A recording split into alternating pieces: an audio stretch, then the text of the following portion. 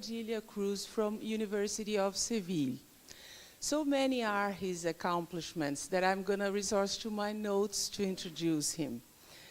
Professor Padilla Cruz is a distinguished scholar in the field of pragmatics, with degrees in English and Italian philology and a doctorate in English language and linguistics from the University of Sevilla. His groundbreaking research spans various branches of pragmatics, including interlanguage, instructional, historical, and cross-cultural pragmatics. Professor Padilla Cruz is particularly renowned for his work on relevance theory and its applications to phatic communication, interjections, and intercultural interactions. Notably, his innovative research on epistemic vigilance has significantly advanced our understanding of how individuals access the reliability of information in communication, with implications for language acquisition and intercultural exchanges. His work on this area has particularly influenced my own work. As a prolific author and respected academic, his service as editorial boards on several international journals and has made significant contributions to understanding of linguistic politeness, pragmatic failure, and misunderstandings in communication. Please join me to welcome our esteemed keynote speaker, Professor Manuel Padilla Cruz.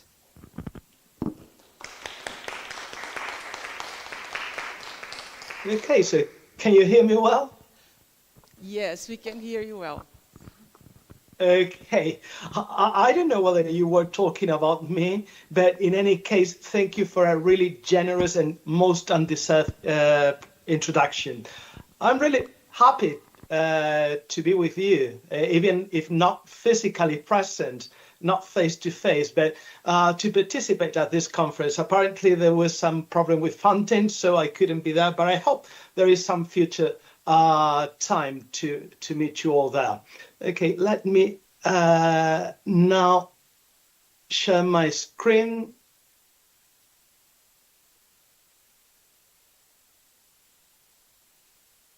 Okay, so I guess that you can see my screen. Okay, so the title of my talk is Relevance Theory, Emotions, Language, Paralanguage, and Kinesics, as you might already know. And to begin with, my aim in this talk is not to address how emotions can be expressed through linguistic, paralinguistic, and kinesic means, but rather to address what cognitive effects, what cognitive consequences paralanguage, kinesic, and linguistic means may have when they are used in order to express emotions. You might wonder why a talk on emotions, language, paralanguage, and kinesics. And the reason is that this is an issue that, as Angelica has mentioned, has constantly intrigued me. In fact, my interest in the communication of emotion through language started with my PhD dissertation. In my dissertation, I sought to account for why apparently meaningless, useless, irrelevant utterances, like the utterances, the tokens that we use in phatic communication, contribute to feelings of solidarity and personal bonds. Relying on relevance theory, I argued that phatic utterances may have these effects as a consequence of human meta-representational abilities. I regarded phatic utterances as a very special type of meta-representational utterances, namely attributive echoic meta-representations, by means of which the speaker meta-represents a state of affairs which the speaker herself considers is already manifest to the hearer. And from the fact that the state of affairs is manifest to both the speaker and the hearers, they can draw a number of similar implications. So it is thanks to this evidence of some sort of common cognitive mutuality that feelings of solidarity and ties of unions among interlocutors, I think, may originate.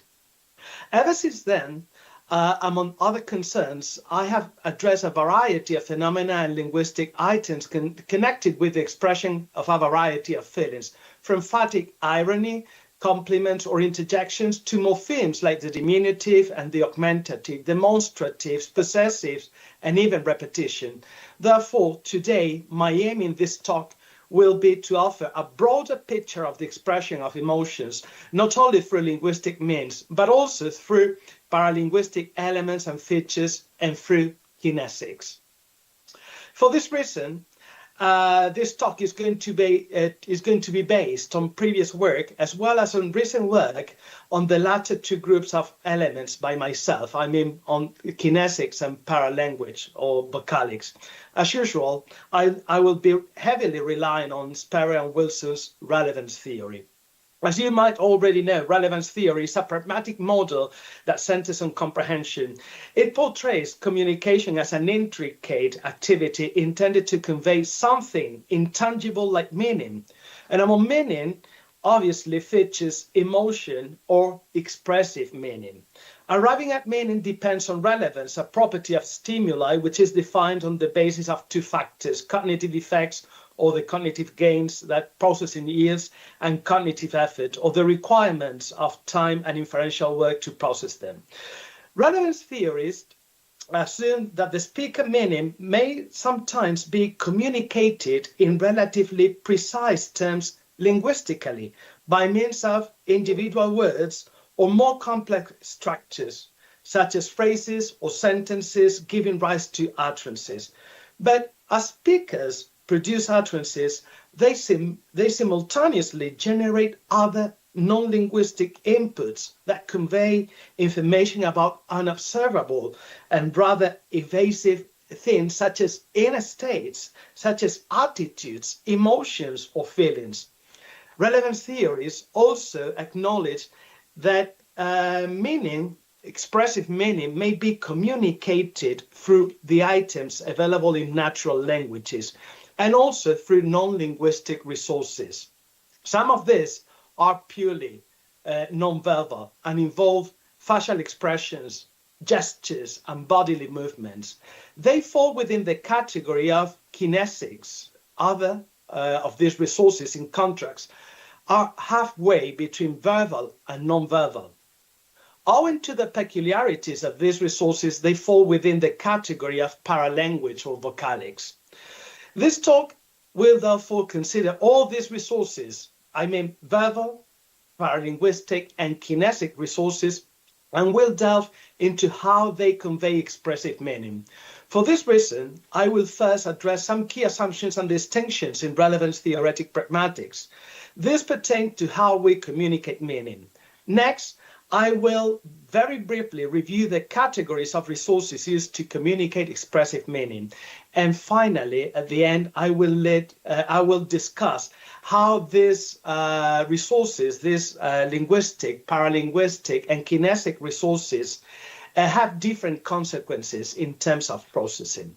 Okay, so let's start with the relevance theoretic view of communication.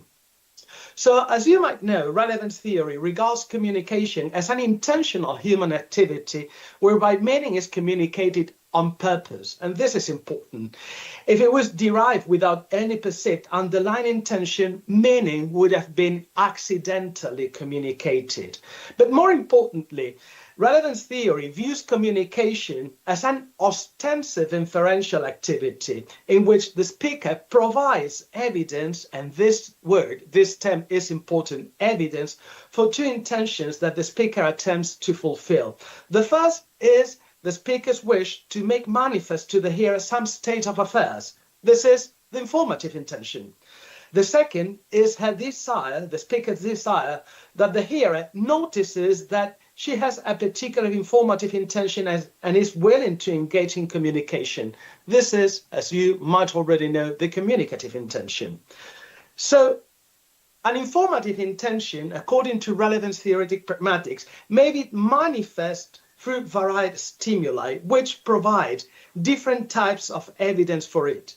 Sometimes evidence, the stimuli that are used to provide evidence, involve no words.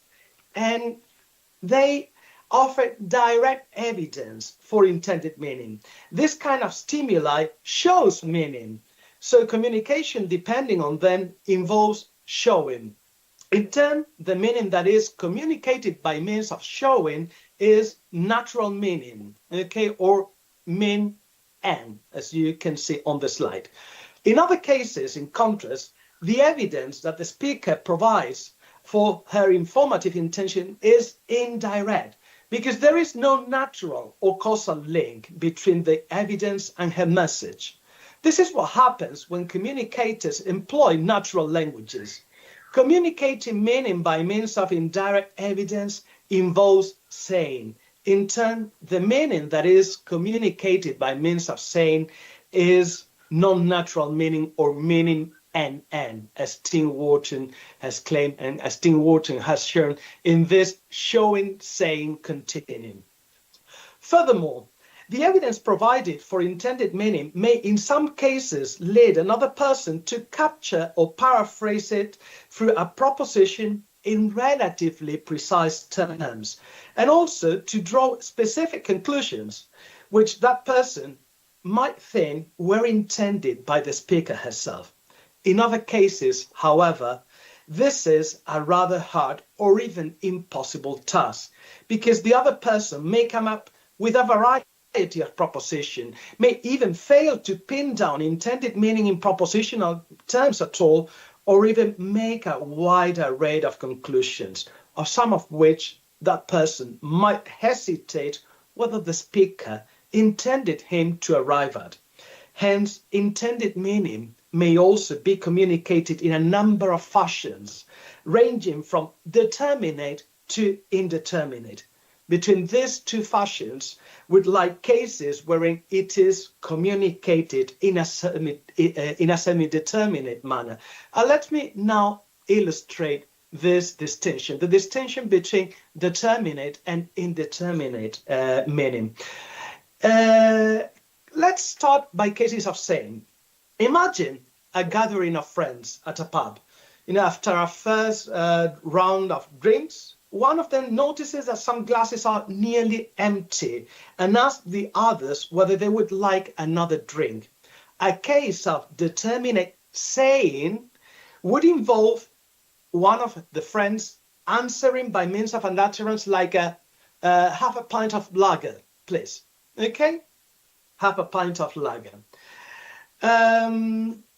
This response causes the inquirer to grasp the friend's intended meaning in precise terms and to conclude, for examples, that the friend would not like more than that amount of beer, more than half a pint of lager. Okay. In contrast, a case of semi-determinate saying would involve uttering, "I'm dying for another beer." Although this utterance certainly induces the inquirer to conclude that his friend does want one more beer, its implicit input, nevertheless, would be somewhat vaguer.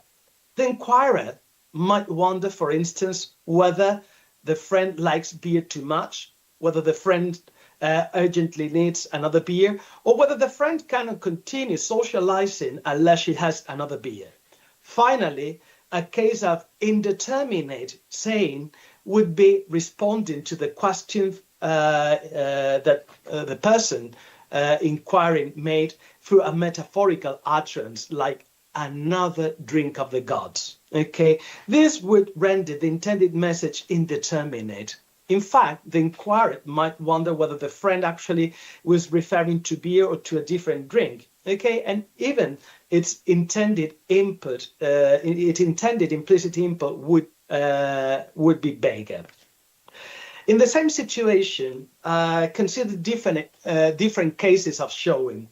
A case of determinate showing would involve the friend overtly exhibiting an empty half-pint glass of beer and smiling enthusiastically. The evidence for the intended message, "I want one more beer," is given jointly by the glass and the smile themselves, not through any verbal means. If the friend instead exhibited a half-full glass, struck her shoulders and put on a face, her intended meaning would be less precise. This is, the inquirer might not know whether she's uncertain as to whether to have another beer, whether she's expecting the inquirer to encourage her to have another beer, or whether she is disappointed or angry because he did not ask her before.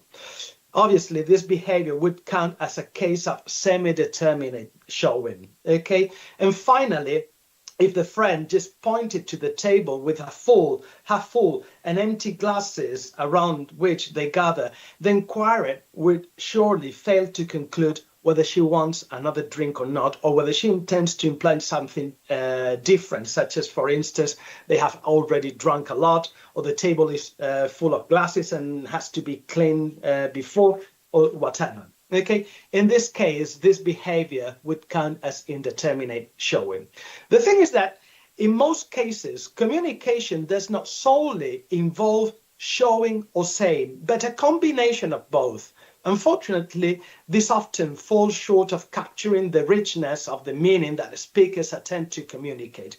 In other words, there is always some gap between what speakers produce or say and their informative intention and even their feelings. And this gap needs to be filled by means of inference. This is why relevance theory also portrays communication as inferential. Now, stimuli that are intentionally produced do attract attention because they reveal the producer's communicative intention. In the case of utterances, recognition of this intention, recognition of the communicative intention, activates mind reading, emotion reading, decoding, and inference. Decoding only yields a logical form, which is not fully propositional, so it needs to be enriched through various simultaneous inferential tasks. These are subsumed under the process known in relevance theoretic pragmatics as mutual parallel adjustment, and they include, as you might already know, disambiguation of constituents, lexical items, reference assignment, time and duration, determination of the time and duration of events, establishments of relations, conceptual adjustment, and recovery of an articulated constituent. So I don't think it's necessary to have a look at them. Now, the thing is that the resulting propositional form from this task is known as the basic explicature of an utterance. This basic explicature may also be embedded under some propositional schema, grasping the speaker's attitude towards the propositional content, as you can see on the slide. Okay, but that schema can also capture the action that the hearer thinks the speaker is attempting to perform upon speaking. Okay, that schema is, in relevance theoretic pragmatics, the higher level explicature. Now, the basic and higher level explicatures make up the information that is explicitly communicated. This information, as you know, may be further inferentially related to other information that is mentally stored or that can be accessed through the senses and yield implicated conclusions. The thing is that the performance of this task and their outputs are always determined by expectations of relevance. Okay, so these tasks are halted when they yield a satisfactory amount of cognitive effects in return for a reasonable amount of cognitive effort. Cognitive effects may have a propositional format. They may amount to things as the schemas you can see, but they may likewise be non-propositional. They may lack a propositional format, and therefore they may be non-propositional. Non-propositional effects comprise, as Wilson and Carsten and also Louis de Saussure and Tim Wharton has argued, a variety of things such as feelings, sensations, sensorimotor reactions, impressions, or even mental imagery. So relevance theory considers that despite the difficulty of expressing expressive meaning, despite the difficulty of expressing emotions, expressive meaning or emotions may be conveyed by means of diverse resources offering different types of evidence for it, and also offering evidence in different fashions. All these resources may be placed along a continuum. On one of its poles, we would find devices communicating natural meaning and directly showing attitudes, feelings, emotions. The opposite pole would subsume those devices communicating non-natural meaning and conveying emotion, feelings, attitudes, expressive meaning in a nutshell through tokens of saying. In between would lie a wide array of other resources conveying expressive meaning by combining both showing and saying, natural meaning and non-natural meaning. The resources evidencing emotions, feelings, attitudes, expressive meaning in face-to-face interactions are normally embodied, okay? Embodied. They are perceived through visual and oral channels. They are not mutually exclusive, but may be produced jointly. And this, as you might know, renders communication into a truly multimodal activity. As I said before, all these resources, all these devices may be grouped into 3 different categories. And I turn now to these categories, the categories we use in order to express expressive meaning, emotions, feelings, and so on. The first of these categories, as I mentioned before, kinesics or movements, okay? And this category gathers resources providing visual evidence. Devices, resources such as posture, head movements, facial expressions, eye gaze, touch, and gestuality. For instance, postures like standing, sitting, squatting, or lying down cue diverse meanings. For instance, standing with hands on hips usually signals assertiveness, while standing with elbows pointed out frequently suggests dominance or readiness for action. Head nods, head shakes, head tilting may also indicate contact, interest, negation, or aggressiveness, just as facial expressions may unveil emotions like happiness, sadness, fear, or anger. In turn, eye gaze or oculesics, as some scholars label it, eye gaze may also reveal intimidating or flirting attitudes, token readiness to speak a shift or contact avoidance, or even unveil uptake, confusion, or boredom. Many touches, haptics, are made in certain professional contexts, as you know, as part of some activity, for instance, by hairdressers, dressers or doctors, but plenty of other touches, handshakes, hugs, pats on the arm or pats on the shoulders may have social purposes, such as insinuating closeness, friendliness, liking, care, concern, intimacy, and many other feelings.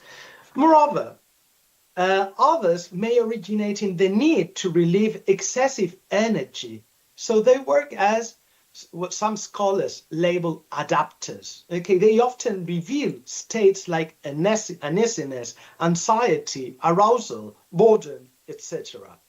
Although the number of gestures varies depending on classifications, 2 types seem to be recurrently made during interaction in order to express inner states and emotions.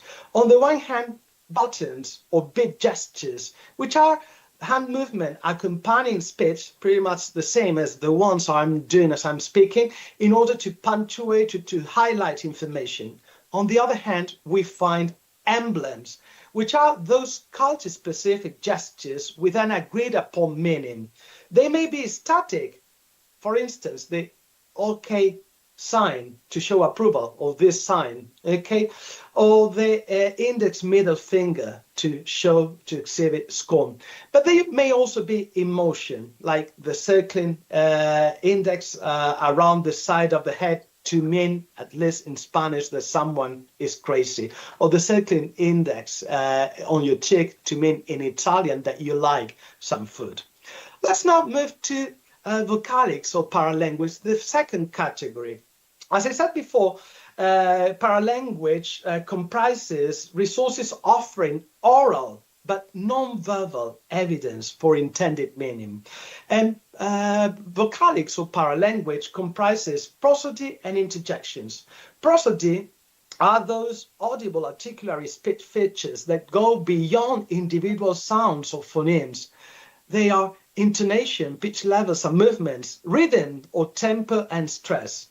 Interjections, in contrast, are those instinctive, symptomatic, and often involuntary vocal signals. In many languages, you know that intonation facilitates parsing and segmentation, access to contextual assumptions, and more importantly, recognition of the speaker's affective attitude or identification of the speech act that the speaker is performing. For instance, a falling tone may indicate assertiveness, as in the case of beer. Okay, this is I want a beer, and I'm certain that I want a beer. Rising tones may suggest questioning tones or questioning intentions, as in beer. Okay, and in falling rising tones may convey doubtfulness, hesitation, disappointment, or even willingness to continue speaking, as in beer. Okay. And likewise, rising falling tones may convey surprise, pleasure, happiness, or amusement, as in beer. Okay, and so on. Pitch and tempo also suggest a variety of attitudes or feeling. While high pitch may sound forceful and unquestionable, low pitch may give impressions of kindness or condescension. Similarly, a slowed down rhythm may insinuate tiredness, whereas an agitating rhythm may hint at anxiety, nervousness, or enthusiasm. In turn, stress fulfills a highlighting function. So the place where stress is placed also fosters utterance comprehension by marking information newness or oldness, or contrasting one piece of information with another piece of information. This is, for instance, what happens when we place stress in a sentence like I'm drinking beer on different constituents, upon different constituents, from I am drinking beer, or I am drinking beer, or I'm drinking beer. Okay, the informational load changes completely. Okay. Now, the phonological, morphological, syntactic, and semantic peculiarities of interjections place them halfway between vocal gestures and proper words. Interjections, in fact, make up a fairly heterogeneous subcategory comprising items expressing attitudes, emotions, and feelings. Interjections such as yuck, wow, okay. Also, they can also be used to imprecate, to insult, or even to curse people, as in the case of hell or shit. Okay, they are also used to carry out conversational routines, the case of hello or okay, to draw people's attentions, as in hey or psst, okay, or even to direct animals, as in war, among many other uses. The thing is that the wide array of functions of interjections normally sort them out into two broad categories. On the one hand, emotive or expressive interjections, if they exhibit the producer's psychological states, and conative or volitive interjections, if they evince the speaker's desires or intentions. Okay. So the thing is that we may communicate a variety of emotions, feelings, and so on by means of kinesics and paralanguage or vocalics. But what about linguistic elements and features? Remember, kinesics provides visual evidence. Vocalics provides oral, non-verbal evidence. What about linguistic elements? This falls within the third category I identified at the beginning of this talk. This third category encompasses all these resources supplying oral but verbal evidence. They fall into three subcategories, which I classify as morphological elements, lexical items like determiners, adjectives, and participles, some expletive and insults, and finally, sentential features such as some sentence adverbials, lexical or phrasal repetition, and exclamatory or exclamative syntax. Now, let's start with evaluative morphemes. In languages like Spanish, Italian, or even modern Greek, there are evaluative morphemes like the diminutive and the augmentative. These morphemes sometimes indicate estimates about size, largeness, scarcity, or even excessiveness. However, they may also indicate vagueness, as in an utterance like Sevilla está lejillos de Madrid, okay, an estimate, a vagueness. Diminutive may also denigrate reference, as in the second example, Juan vive en una casucha, okay, ucha denigrates the referent of casa. Diminutive may also suggest or enhance camaraderie, as in free, okay, que cabronazo estás hecho, okay? Or they may increase the offensiveness of acts like criticizing or insulting, as in vaya articulito me leído, what a paper I read, okay? Additionally, these morphemes, both the diminutive and the augmentative, may also express affection, endearment, admiration, a surprise, as in the case of vaya pisazo te has comprado, okay? As in vaya pisazo te has comprado. Okay, let's now continue with determiners. Determiners include, as you know, demonstratives and possessives, okay? Often working as indexicals, they facilitate reference identification by providing spatio-temporal coordinates to locate the referent.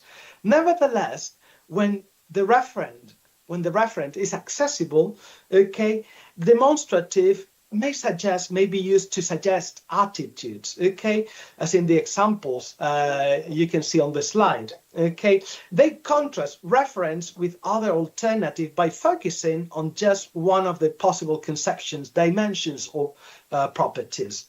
In turn, possessive express some relationship between a referent and an individual. However, when they accompany proper names, as in the case of modern Greek or Peninsular Spanish, possessives may also convey overtones of proximity, familiarity, affections, fondness, or even tenderness, as in the examples you can see on the slide. Let's now continue with adjectives. Adjectives overall alter the denotations of nouns by referring to stable and non-gradable states or characteristics, or even by alluding to unidimensional and gradable properties like shape, length, taste, etc. Some adjectives restrict reference exclusively, particularly or chiefly, as in the only occasion, a certain person, the chief excuse. In contrast, other adjectives achieve heightening or lowering effects and work as emphasizers, amplifiers, or downtoners, as in a true scholar, a complete victory, or a slight effort. Restrictive, emphasizing, amplifying, or downtoning adjectives may also convey attitudinal and emotional overtones. On the other hand, certain participles like alleged, supposed, or suspected do not denote properties or states, okay? But they suggest that a nominal reference should not be considered in a particular manner or yet alluded to by means of a particular label. This is what happens when we use participles alleged, suspected, or supposed in a sentence, in an utterance like dissenter arrested, and we say alleged dissenter arrested, okay?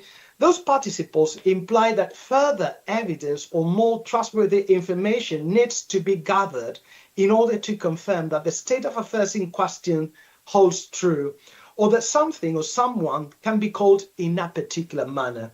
Hence, these participles can be considered evidential participles, and they convey the speaker's attitude, the speaker's epistemic stance about the state of affairs and the adequacy of a label. They somehow convey an attitude, an emotion of doubtfulness, okay, or reluctance to admit that something might be the case. Therefore, they convey attitudes of uncertainty, skepticism, or even reservation. What about expletives? Okay, expletives is also another kind of words, another kind of lexical items that we can use in order to express emotions. Okay, they have a fairly elusive semantics. Okay, And expletives subsume, in addition to it or that, other terms such as seeming participles like fucking, damn, bleeding, which appear to modify nouns or adjectives. Okay. However, they do not denote qualities or conditions. They also voice psychological states ranging from surprise, puzzlement, or shock to satisfaction, delight, happiness, irritation, annoyance, or even wrath. Okay. Therefore, these expletives like fucking, damn, bleeding, and some others may also be considered expressive expletives. What about insults? Okay, insults are also lexical items, but they also make up a rather heterogeneous category. They gather evaluative, attributive, or characterizing items that comprise qualifying terms denoting negative qualities such as idiot, stupid, retarded. Also, derogatory epithets alluding to rather evasive conditions such as asshole, bastard, bitch, and even racial or ethnic slurs disparagingly referring to sociocultural groups, terms such as chink or faggot. Okay, they express negative attitudes, emotions, or feelings. Okay, and these emotions, these feelings are normally targeted at a particular individual or group.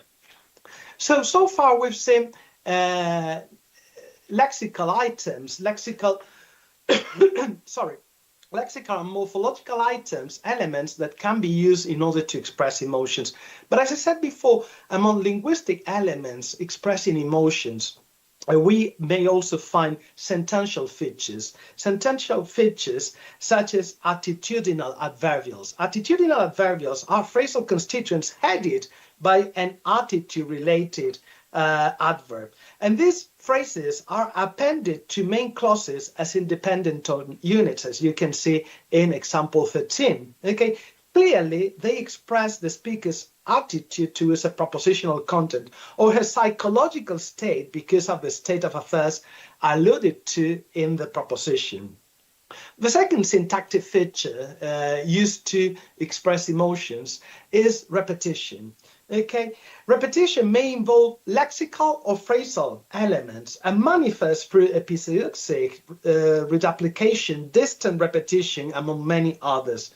Repetition often intends to evince attitudes or feelings such as regret, sadness, or longing, as you can see in example 14, a very well-known example taken from Sperber and Wilson's 1986 work. Okay, the last sentential feature used to express emotions is exclamative or exclamatory syntax. In languages like English, syntax involves sentential patterns. Exclamatory syntax involves sentential patterns with initiating WH words like what or how, and not subject auxiliary inversion. Those words suggest an extreme point on some scale about which the speaker expresses some emotion or holds a particular attitude. As in, what a department meeting we had today, or how boring the department meeting was. Now, the thing is that communicating expressive meaning, communicating emotions, may involve producing only visual or oral stimuli, linguistic stimuli alone, or even integrating oral visual stimuli with linguistic stimuli. Despite this variety of resources conveying emotions, conveying expressive meaning, now two questions arise. Do kinesic, paralinguistic, and linguistic elements, do all the elements we've seen provide the same type of evidence for speaker psychological states? And obviously, the answer to this first question cannot be but negative. Some of them supply more direct evidence than others. This suggests that some of these resources, some of the kinesic, paralinguistic, and linguistic resources we've seen communicate emotions by showing, whereas others communicate emotions by saying.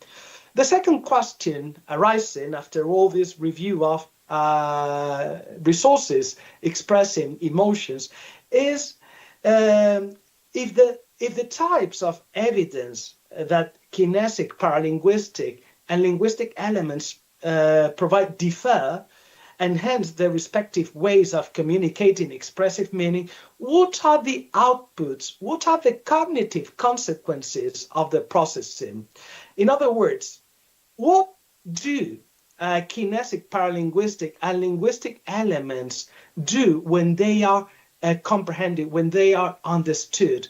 Do they result in the same outputs or not? Okay, so this is my, as I mentioned before, these are my main aims in this talk, and I'm going to turn now to them. Okay, so during interaction, kinesic and paralinguistic stimuli are often delivered in an uncontrolled or unconscious manner. Okay, therefore, they inadvertently display meaning, or they accidentally unveil meaning. They unveil some information about the producer's physical or psychological states. This is the case of bits, adapters, and head movements that people instinctively make while speaking. Since they are not restrained, the beholders may conclude that the producers are anxious, nervous, or uneasy.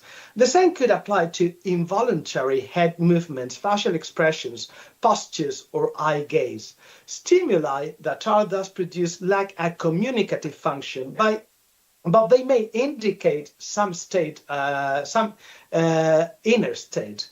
In semiotics, they have been considered indexes. They point to something with which they are connected in some sort of causal manner, as black clouds are associated with rain or smoke is associated with fire.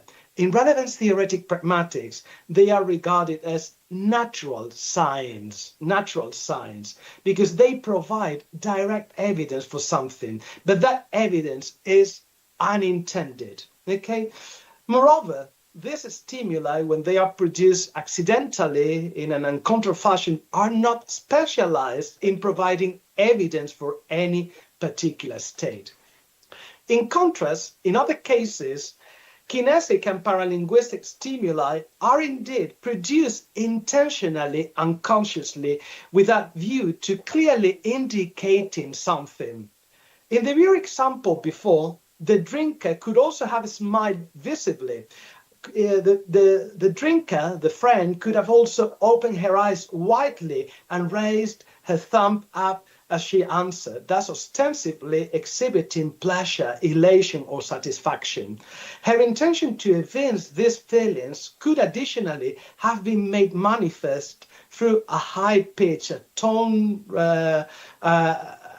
rising and falling upon beer, and even through interjections like wow or yay. Okay, while indicating something, stimuli that are purposefully produced are endowed with a communicative function that makes them behave as natural signals.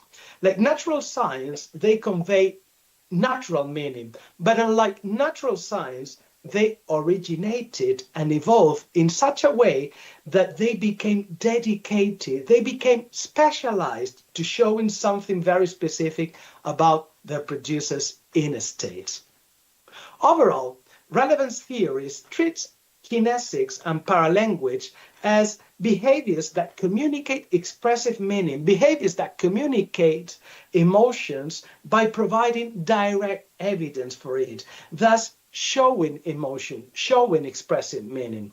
They fulfill a communicative function, and fulfillment of this communicative function renders these devices, renders these resources into natural signals. Okay, lack of this communicative intention causes them to remain natural signs, as we might have, as we have just seen. In turn, the determinacy or the indeterminacy of the evidence that they supply places all these resources at different points along a continuum. Perhaps the more indeterminate pole is occupied by postures, head movements, adapters, oculesics, beats, and interjections. Okay. Moreover, kinesic and paralinguistic features are considered to not encode any conceptual content, as morphemes or words do. So they differ from verbal elements in that kinesic and paralinguistic features do not arbitrarily and conventionally convey non-natural meaning. Rather, what these features was what kinesic and paralinguistic features or elements convey cannot be pinned down to words, so they convey non-translational meaning. Nevertheless, some of these features may stabilize in languages, varieties, or even within specific sociocultural communities, and they may therefore be recurrently produced in order to exhibit the same sort of expressive meaning, the same sort of emotion, the same sort of attitude across contexts. This is the case, for instance, of certain emblems, the middle finger gesture to show content, or the index circling around a person's cheek or whatever. This is also the case of some intonation contours, or the case of some pitches, or the case of some interjections such as bravo or wow, okay, or yay, okay. They are often regarded non-conceptual because of this, the elusiveness of their input. But they could nevertheless encode some conceptual content in stable fashions. Okay, in fact, the production requires some conscious assessment of the communicative situation and even selection from among a set of candidate items. Therefore, they could be associated with stable notions, even if those notions are like rather vague, rather fuzzy, general notions such as positive emotion or negative attitude or intense feelings or whatever. Emblems, intonation contours, and interjections would somehow resemble or approximate to linguistic signs. They would involve some relatively stable semantics, even if this amounts to this rather fuzzy or general notions. Okay, this constant association with specific meanings, even if general, and perhaps encoding some contextual content, even if blurry, would move emblems, intonation contours, some pitches and interjections towards a more determinate points along the showing, saying, continuum, along the determinate, indeterminate continuum. Now, the evidence for expressive meaning that kinesic and paralinguistic features offer may direct receivers to particular notional spaces connected with attitudes, emotions, or feelings. When these features are intentionally generated and when these features replace utterances, this is when they are produced alone, they may cause receivers to construct mental representations of the states which they think the producers experience and express. Accordingly, if a person were asked how they are feeling and she turned with a visibly happy face, the inquirer might construct an attitudinal representation like the one you can see in XIV. In contrast, when kinesic and paralinguistic features are produced along with utterances, they prompt hearers to represent the speaker's attitude towards the proposition expressed or the state that she experiences because of what is referred to in the proposition expressed. In other words, when these features, when kinesic and paralinguistic features accompany utterances, they trigger higher level explicatures that capture the feelings, the attitudes, the emotions that the speaker expresses while saying what she says. Thus, if someone asks another person while they are drinking, responding to the question by means of 17a and smiling ostensibly could encourage the inquirer to construct a higher level explicature like the one you can see in 17b. Okay. Lack of conceptual encoding and enactment of attitude or emotion-related representations have led relevance theories to analyze kinesic and paralinguistic features as procedural elements.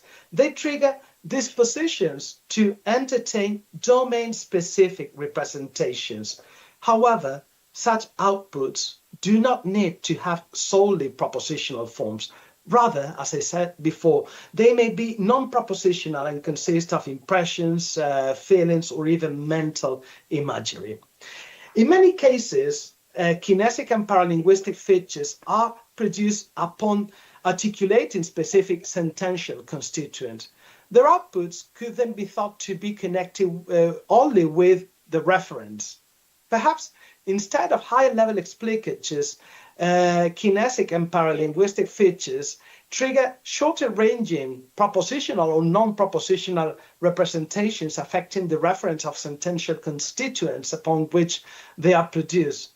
Thus, is the person answering that she's drinking beer visibly smiled and opened her eyes widely only upon uttering beer, her smile and gaze could incite her interlocutor to construct, along with the higher level explicature capturing the action that she performs, the more scope-limited representation that you can see in 19. This representation would capture the psychological state that the speaker expresses, but only about the drink in question. However, constructing this sort of representation might be psychologically complex and also effort demanding. This would increase the number of tasks during mutual parallel adjustment and the types of representations that the mind would need to create and work with in order to understand utterances. Therefore, what kinesic and paralinguistic features show about the reference of certain words might be represented differently and perhaps as a consequence of other pragmatic processes. So far, I have addressed how kinesic and paralinguistic elements communicate and their contribution to comprehension. But what about linguistic elements? The linguistic nature of elements, of items, evidencing, expressing meaning, this is evaluative morphemes, determiners, expletives, adjectives, and so on, enables these elements to communicate expressive meanings through saying. They convey non-natural meaning. However, what these elements encode is often far from fully determinate. This causes these elements, these items, to express states through a mixture of saying and showing. This hybridity blurs the cutoff points between the two and creates a new continuum ranging from pure showing to pure saying. Between these points would again lie intermediate cases of expressive meaning conveyance involving displays of meaning, natural meaning, and communicating non-natural meaning. Let's start with evaluative morphemes. Evaluative morphemes, if you remember, are multifunctional, and this multifunctionality renders their semantic variables and prevents their semantic from being constantly associated with notions like smallness or largeness. These morphemes may make manifest the user intention to express some state of affairs about the reference of the noun to which the morphemes are attached. As linguistic elements, they encode some content, but this content cannot be conceptual. It is procedural. It draws the hearer's attention to the speaker's state concerning what the noun denotes, and they cause the hearer to represent the speaker's feeling, the speaker's emotion mentally, regardless of whether in a propositional or a non-propositional format. Let's continue with demonstrative or possessives. They also encode procedures, okay, but these are not restricted to facilitating referent identification or establishing certain relations connected with possession or so on. Reference availability or knowing those relationships enables determiners to make manifest the user states, and therefore they encourage hearers to represent the user states, the user's emotions mentally. Similarly, evidential participles and expressive expletives would also be procedural elements, and they would also invite the construction of representations about their users in states. As with kinesic and paralinguistic features produced upon specific constituents, evaluative morphemes, demonstrative, possessives, determiners, evidential participles, and expressive expletives, they cannot give rise to additional attitude or emotion-related representations taken under the scope just a constituent reference. These elements could rather be thought to trigger or steer the adjustment of the concepts encoded by the constituent upon which they are produced, or to adjust the concept encoded by the constituent to which they are attached. In other words, these elements, determiners, possessive, the diminutive, the augmentative, and so on, they would result in more specific, highly idiosyncratic conceptual representations, or what in relevance theoretic pragmatics is known as ad hoc concepts.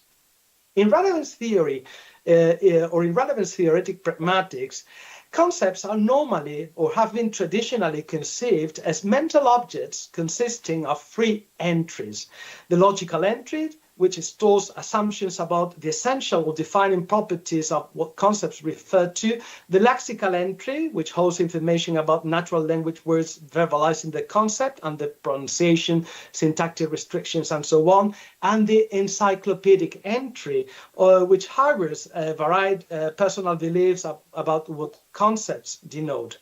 Following the work by Lawrence Varsalo, relevance theorists also envisage concepts as malleable entities whose denotation may be adjusted through broadening and narrowing. When concepts are broadened, some information in the logical entry is deleted. Okay, when they are narrowed, in contrast, some information in the encyclopedic entry is given the status of defining property, even if momentarily. Accordingly, evaluative morphemes, demonstrative, possessives, adjectives, evidential participles, and expressive expletives could work as explicit markers of and guides for ad hoc concept construction. They would make manifest assumptions, images, or impressions of the speaker's states, which would be added to the encyclopedic entries of the corresponding concepts, thus delimiting the denotation of those concepts in significant manners. This would also apply to kinesic and paralinguistic features that are produced upon specific constituents. For instance, the smile and the eyes widely opened while uttering beer in the previous example would narrow beer as beer star, which would be, or which could be paraphrased as the type of beer that the speaker loves, type of beer that the speaker is longing for, or whatever. In a similar manner, attachment of the augmentative to piso or flat in the previous example would change the intention of the concept and yield a more specific concept, such as large, spacious, conveniently located, luxurious flat which the speaker admires, which would be captured in the ad hoc concept flat star. Okay, the same argument could be extended to the other linguistic elements. A more recent relevance theoretic view, however, considers that concepts might not consist of logical, lexical, and encyclopedic entries. What happens in that case? Ad hoc concept construction would then wouldn't involve deleting or promoting information. Rather, mental concepts would simply be some sort of occasion-specific mental files or occasion-specific folders which the mind opens anew in order to store context-sensitive propositional and non-propositional information. In this view, or according to this view, the discussed kinesic, paralinguistic features and linguistic items would contribute to the filling of this one-off purpose-specific mental containers with varied beliefs, among which we will find assumptions about attitudes, emotions, and feelings that the speakers voice. Let's now turn to discuss what or how qualifying insults, offensive epithets, and racial slurs contribute to communication or their cognitive output. If you remember, insults clearly have a conceptual semantics, okay? And this conceptual semantic enables them to communicate expressivity in a fairly determinate manner. Qualifying insults, words such as idiot or stupid, encode concepts alluding to identifiable negative scalar conditions.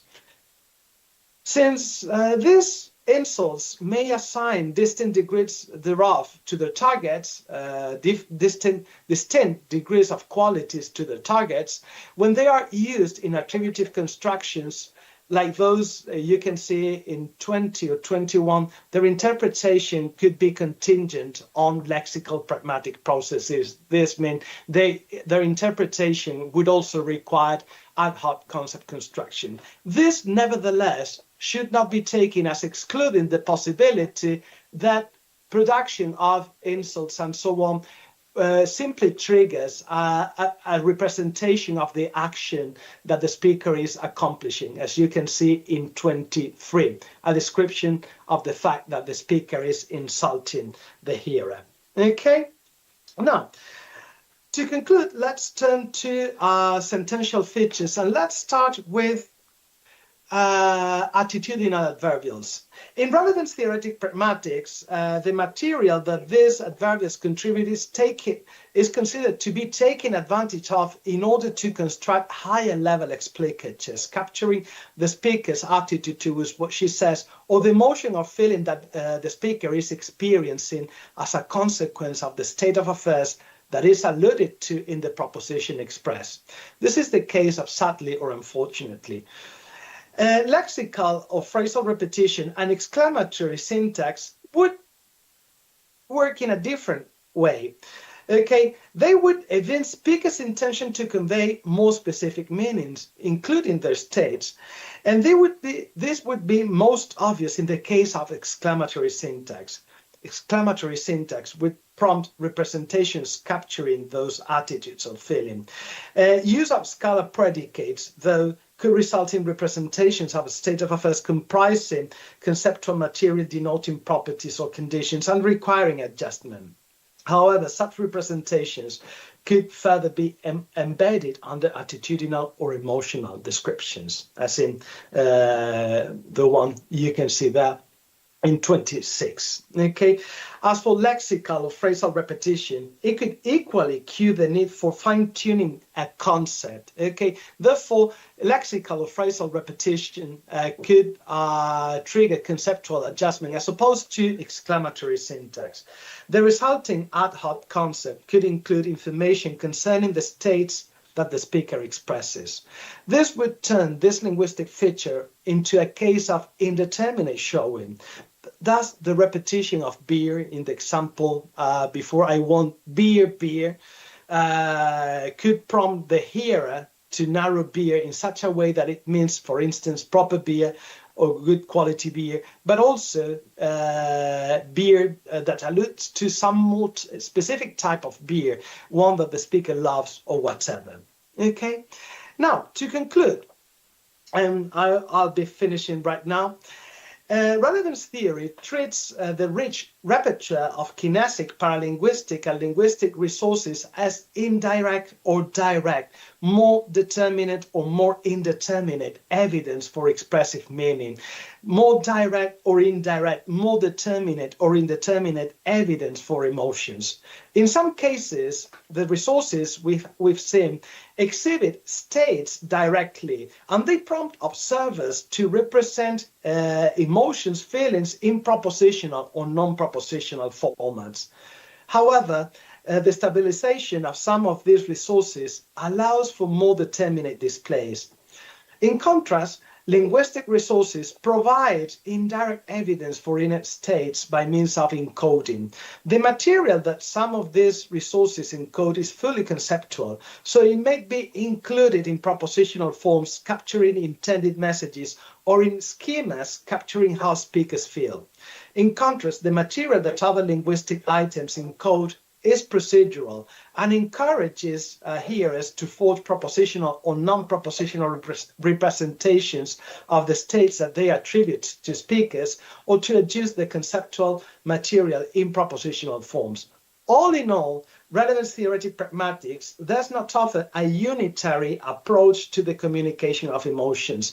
In some cases, emotions are shown, while in others, they are communicated linguistically.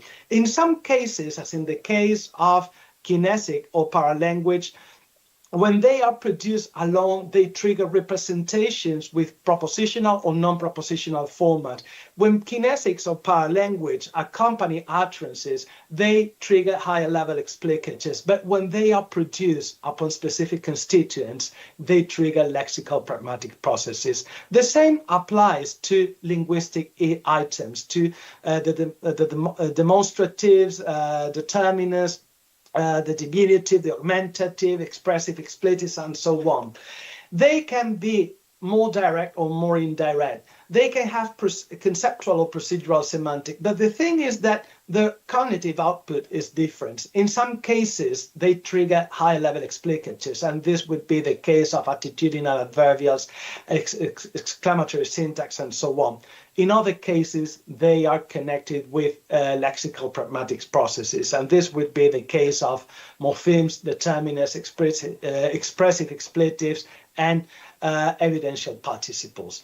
Therefore, this is all I had to say. Okay, thank you so much for your attention. I'm sorry I couldn't be there. It would have been much nicer to explain this face-to-face rather than behind the screen. So thank you so much. And now I think that we've got some minutes for questions and comments. Okay, here you can also find some references to the work by myself, a little bit of self-promotion that I have cited in this presentation. Hi, Manuel, thank you for your lecture. Do you see me? Maybe I should approach here. I don't know. Yeah. Oh, where's the camera? Oh. All right. Thank you very much for your talk. I have a very general question, which you might be able to answer with a simple no, if that's the case. But the thing is, I work with literature, so I'm very much interested in what you're doing. I would ask you if the treatment of written language complicates your model in any way, or if you think it's applicable just the same. Can you repeat? And can you put the microphone closer to your mouth? Absolutely. Is it any better? Is that okay yes. now? So the question was whether digital language, written language, if your model applies to written language all the same, or it would complicate it in some aspect or another. I mean, just a broad question. Okay, written language, of course. Written language is much more limited. Okay, the ideas I've been expressing can work with cases of face-to-face, co-presential, co-present interaction. In the case of written language is much more limited. But the problem is that, or the issue is that you need to add the intonation. You need to imagine gestures and so on.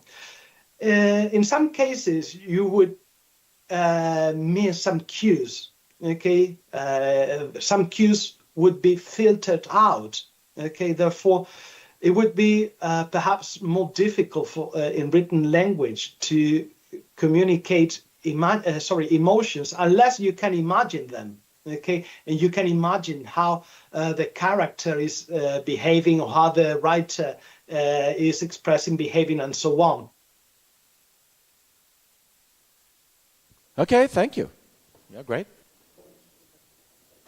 Yeah, you can perhaps stop sharing your screen so that we can see your face better. Yes. Okay, thank you.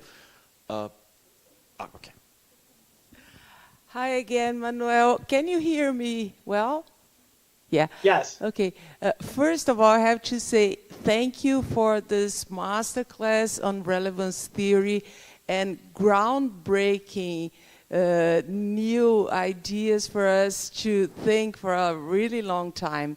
My question for you is, you know, given that it's kind of a wonder that we understand each other because we have, you know, so less words than concepts to express ourselves.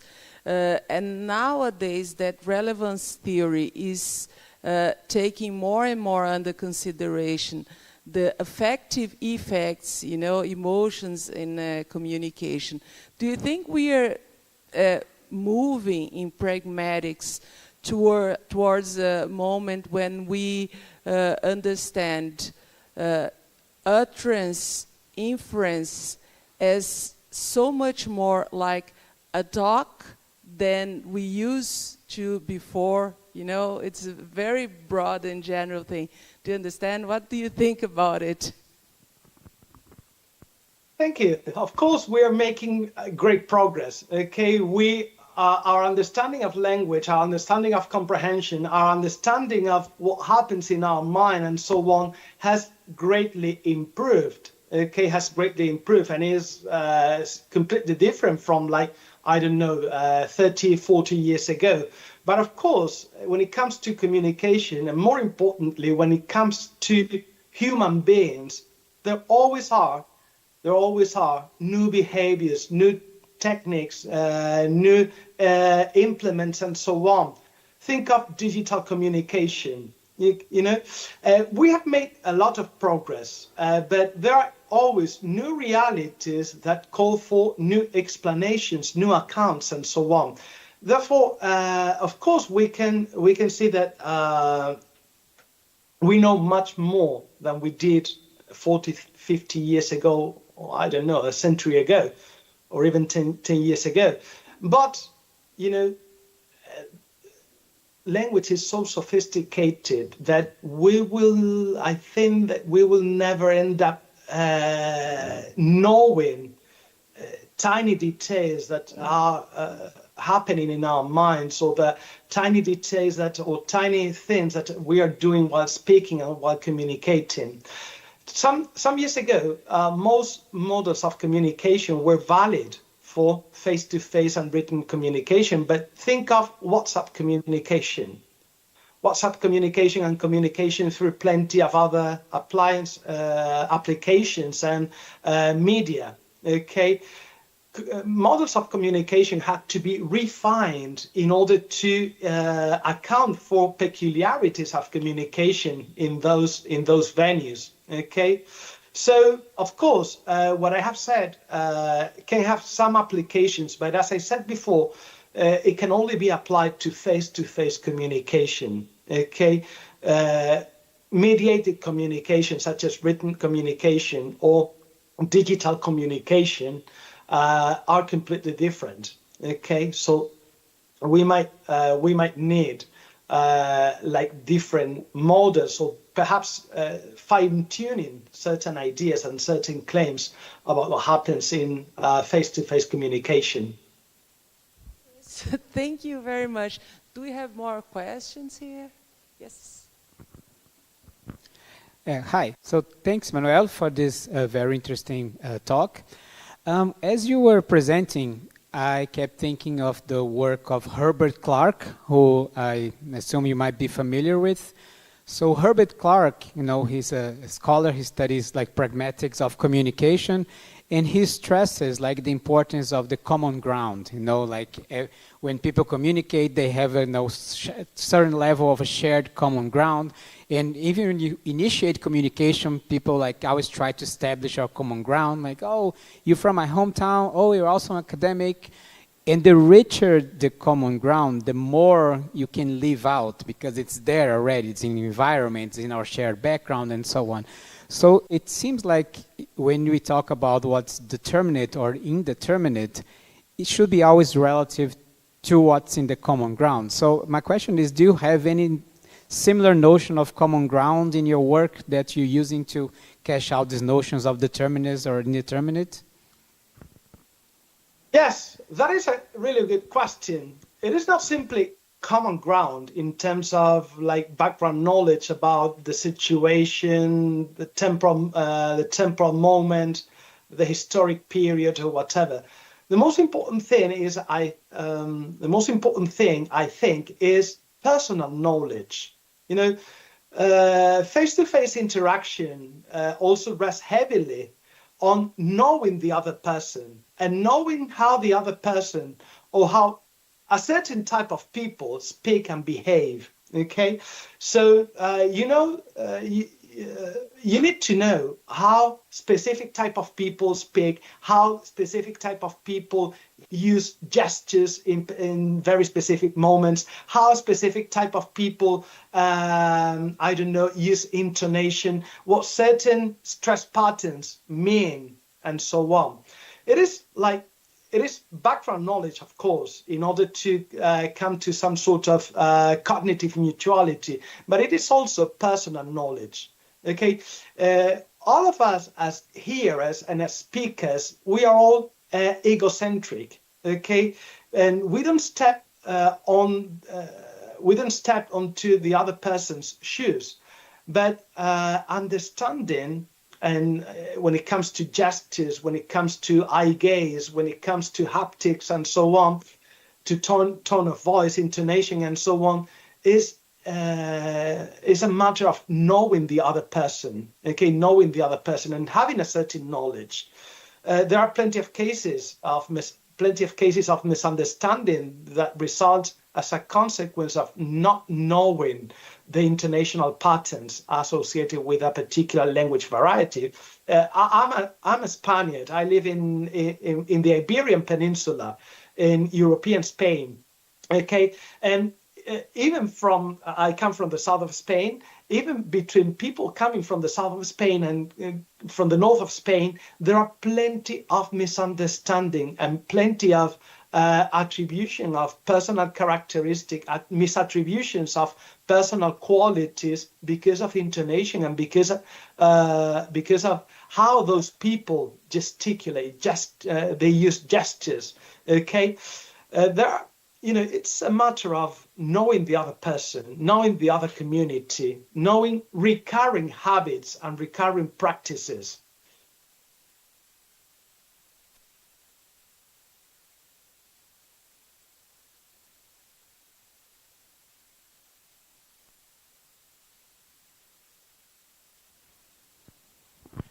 So, Manuel, I think you gave us really, really a lot to think about, and I just want to thank you again for being here today, for bringing so many new ideas for us to think about. I hope to meet you in Ohio in person, and I really, really hope, and we are really work on the possibility of you coming in person to Brazil sometime in the near future. We would really, really like that. Thank you so much, Manuel. Thank you so much for the invitation, and have a nice rest of the conference. Thank you.